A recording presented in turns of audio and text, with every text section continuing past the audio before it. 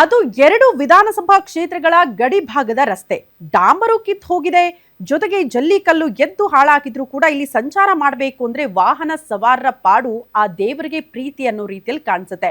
ಕಾರಣ ಒಮ್ಮೆ ಆ ರಸ್ತೆಗೆ ಕಾಲಿಟ್ರೆ ನಾವು ಜೀವಂತವಾಗಿ ವಾಪಸ್ ಬರ್ತೀವಾ ಇಲ್ವಾ ಅಂತ ವಾಹನ ಸವಾರರು ಆತಂಕ ಪಡೋ ಮಟ್ಟಿಗೆ ಆ ರಸ್ತೆ ಹದಗೆಟ್ಟು ಹೋಗಿದೆ. 2 ವಿಧಾನಸಭಾ ಕ್ಷೇತ್ರಗಳಿಗೆ ಒಳಪಡುವಂತಹ ರಸ್ತೆಯ ದುಸ್ಥಿತಿ ಕಾರ್ಯ ಮಾಡಬೇಕು, ಅದನ್ನ ಸರಿ ಮಾಡಬೇಕು ಅಂತ ಹಾಗಾದ್ರೆ ಯಾವ ಶಾಸಕರಿಗೂ ಕೂಡ ಅನಿಸ್ತಾ ಇಲ್ವಾ, ಯಾವ ಜನಪ್ರತಿನಿಧಿಗಳಿಗೂ ಕೂಡ ಅನಿಸ್ತಾ ಇಲ್ವಾ ಅನ್ನೋದನ್ನ ಜನ ಪ್ರಶ್ನೆ ಮಾಡ್ತಿದ್ದಾರೆ. ಈ ಕುರಿತ ಒಂದು ರಿಪೋರ್ಟ್ ಇದೆ, ಬನ್ನಿ ನೋಡ್ಕೊಂಡು ಬರೋಣ.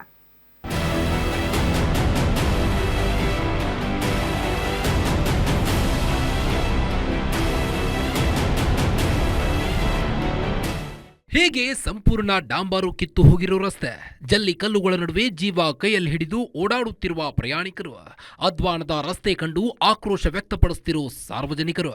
ಈ ದೃಶ್ಯಗಳು ಕಂಡು ಬಂದಿದ್ದು ಚಿತ್ರದುರ್ಗ ಜಿಲ್ಲೆಯ ಹಿರಿಯೂರು ವಿಧಾನಸಭಾ ಕ್ಷೇತ್ರದ ಸೊಂಡೇಕೆರೆ ಸಮೀಪದಲ್ಲೇ.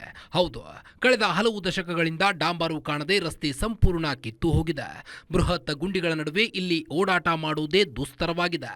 ಈ ರೋಡಲ್ಲಿ ಸುಮಾರು ಜನ, ಅಟ್ಲೀಸ್ಟ್ ವಾರಕ್ಕೆ 20 ಜನ ಬೀಳ್ತಾರೆ ಈ ರೋಡಲ್ಲಿ ಓಡಾಡಬೇಕಾದ್ರೆ.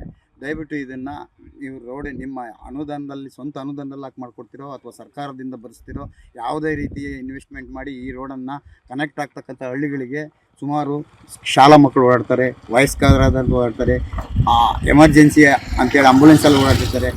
ಎಷ್ಟೋ ಹೆರಿಗೆಗಳು ಈ ರೋಡಿಂದ ಅಲ್ಲಿಗೆ ಹೋಗೋಷ್ಟೊತ್ತಿಗೆ 3-4 ಹೆರಿಗೆಗಳಾಗಿದೆ ಅನ್ನೋ ಮೆಸೇಜ್ ಬಂದಿದೆ.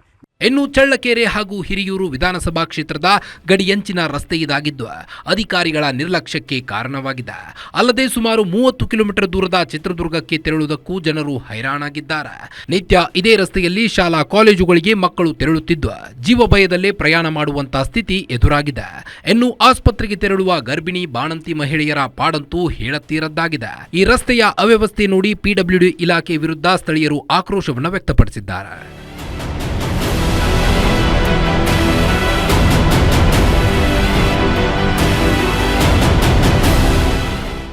ಒಟ್ಟಾರೆ ಈ ವಿಧಾನಸಭಾ ಕ್ಷೇತ್ರಗಳಿಗೆ ಸಂಪರ್ಕ ಕಲ್ಪಿಸುವ ರಸ್ತೆ ಶಾಸಕರು ಹಾಗೂ ಅಧಿಕಾರಿಗಳ ನಿರ್ಲಕ್ಷ್ಯಕ್ಕೆ ಅಧ್ವಾನವಾಗಿದೆ. ಇನ್ನಾದರೂ ಪಿಡಬ್ಲ್ಯೂಡಿ ಇಲಾಖೆ ಅಧಿಕಾರಿಗಳು ಇತ್ತ ಗಮನ ಹರಿಸಿ ರಸ್ತೆ ನಿರ್ಮಾಣ ಮಾಡಲಿ ಎಂಬುದೇ ಸಾರ್ವಜನಿಕರ ಒತ್ತಾಯವಾಗಿದೆ. Rajashekhar, guarantee news, Chitradurga.